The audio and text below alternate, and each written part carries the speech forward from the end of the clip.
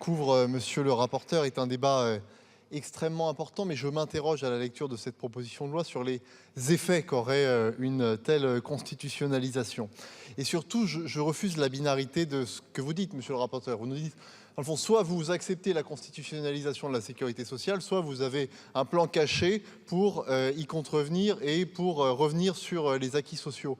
Je voudrais vous dire, monsieur Dharréville, que malgré l'absence de constitutionnalisation de la sécurité sociale, nos soignants ont tenu pendant la crise sanitaire. L'hôpital public a été financé à hauteur de plus de 100 milliards d'euros par an. Je voudrais vous dire également que malgré l'absence de constitutionnalisation, nous avons connu des périodes dans lesquelles notre système social a pu tenir. Et donc, je m'interroge pour savoir quels sont les effets que produirait une telle constitutionnalisation. Moi, je crois que la sécurité sociale n'a pas besoin aujourd'hui d'être ancrée dans le marbre de la Constitution. Elle a besoin de réformes pour qu'elle puisse être pérennisée. Et ces réformes, on les connaît tous, et pour certaines d'entre elles, vous les avez refusées.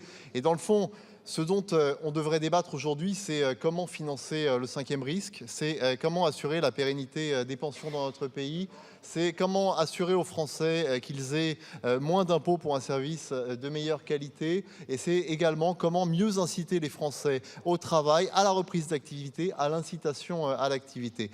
À l'inverse, moi j'ai déposé des amendements dans cette proposition de loi constitutionnelle, monsieur le rapporteur, pour réintroduire l'idée de loi cadre d'équilibre des finances publiques, parce que ces lois-là, elles produisent des effets en matière de comptes publics, lesquels sont évidemment indispensables pour tenter à terme de pérenniser notre modèle social. Parce qu'il faut le dire, il n'y aura pas de modèle social qui sera un modèle social non financé.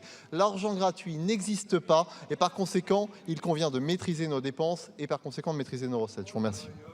Je vous remercie. La parole est maintenant à Madame Edwige